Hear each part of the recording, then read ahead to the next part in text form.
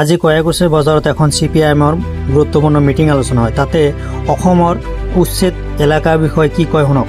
অকল এই সময়ছোৱাত অলপমান মানুহক উচ্ছেদ কৰাৰ পদক্ষেপেই নহয়, আজি আমাৰ ৰাজ্যখনৰ যিবিলাক জনগোষ্ঠীয় লোক, এই জনগোষ্ঠীয় লোকসকলকো তেওঁলোকক মাটিৰ পৰা উচ্ছেদ কৰাৰ কাৰণে এই চৰকাৰ আগবাঢ়ি গৈছে। পূৰ্বতে আমি সৰ্বানন্দৰ দিনতে শিকিছিলো আমচাঙত তেওঁলোকে উচ্ছেদ কৰিছিল 1000 বিঘা মাটি। তাৰপিছত হিমন্ত বিশ্ব শৰ্মাৰ দিনত শিলহাকত উচ্ছেদ হৈছে, য'ত ট্ৰাইবেল মানুহে বসবাস কৰি টাউনৰ একেবাৰে মাজত। ঠিক তেনেকৈ এতিয়া তেওঁলোকে চেষ্টা কৰিছে পৰ্বতজোৰাত, পৰহি পৰ্বতজোৰাত গৈছিলে মুখ্যমন্ত্ৰী। এই পৰ্বতজোৰাত হাজাৰ হাজাৰ বিঘা মাটি উচ্ছেদ কৰাৰ কাৰণে নটিচ জাৰি কৰিছে, কিন্তু তাত ট্ৰাইবেল মানুহে সংঘবদ্ধভাৱে ওলাই অহাত এতিয়ালৈকে পৰা নাই, কিন্তু নোৱাৰিব যে এই কথাত আমি আস্থা ৰখা নাই, তেওঁলোকে চেষ্টা কৰিছে।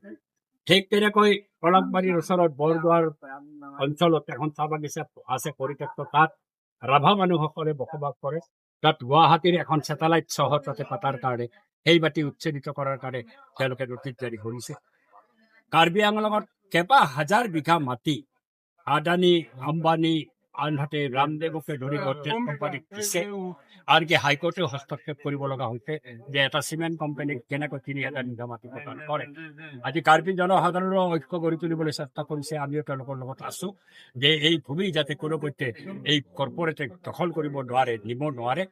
এই যিটো ষড়যন্ত্ৰ হেমন্ত বিশ্ব শৰ্মাই কৰিছে আমাৰ অসমৰ ভূমি কৰ্পৰেটক গতাই দিয়া, এই কাণ্ডৰ বিৰুদ্ধে আৰু বিজেপি চৰকাৰৰ পৰ্বত প্ৰমাণ দুৰ্নীতি গুৰু কেলেংকাৰীকে ধৰি পেলাই আজি ভূমি সম্পত্তি তেওঁলোকে আহৰণ কৰাৰ যি প্ৰচেষ্টা এই চৰকাৰৰ মন্ত্ৰী বিধায়কে কৰিছে, এই সকলো দুৰ্নীতিৰ বিৰুদ্ধে আমি স্বাভাৱিকতে মানুহক সচেতন কৰি পেলাই 26ৰ নিৰ্বাচনত যাবলৈ বিচাৰিছো। আমাৰ ৰাজ্যখনত দ্ৰব্যমূল্য বৃদ্ধিৰ সমস্যা এক ভয়ংকৰ চেহেৰা ধাৰণ কৰিছে। মানুহে বজাৰত নিত্য প্ৰয়োজনীয় সামগ্ৰী কিনিব নোৱাৰা হৈছে। আনফালে ৰাজ্যখনত আজি কৰ্মহীন যুৱকে ভৰি পৰিছে। এতিয়া চৰকাৰী হিচাপতে এটা হিচাপত 35 লক্ষ কৰ্মহীন যুৱক থকাৰ হিচাপ আহিছে, আন এটা হিচাপত 33 লক্ষ কৰ্মহীন যুৱক আমাৰ ৰাজ্যখনত আছে বুলি তথ্য পোৱা গৈছে, ৰেজিষ্টাৰ্ডভুক্ত কৰ্মহীন যুৱক। তাৰে 7 লক্ষ কৰ্মহীন যুৱক ইতিমধ্যে বহিৰ ৰাজ্যত কাম কাজ কৰিবলৈ ওলাই গৈছে। এনেকুৱা এটা ভয়ংকৰ আজি নিবনুৱা সমস্যা, কৰ্মহীন মানুহৰ সংখ্যা বৃদ্ধিৰ সমস্যা আমাৰ ৰাজ্যখনক জুৰুলা কৰিছে।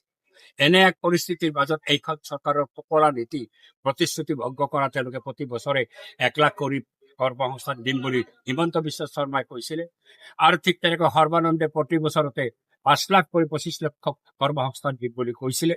কিন্তু আজি 4 বছৰ অতিক্ৰান্ত হোৱাত 4 লক্ষ কৰ্মসংস্থানহীন যুৱকক কৰ্মসংস্থান হিমন্ত বিশ্ব শৰ্মাই দিব নোৱাৰে।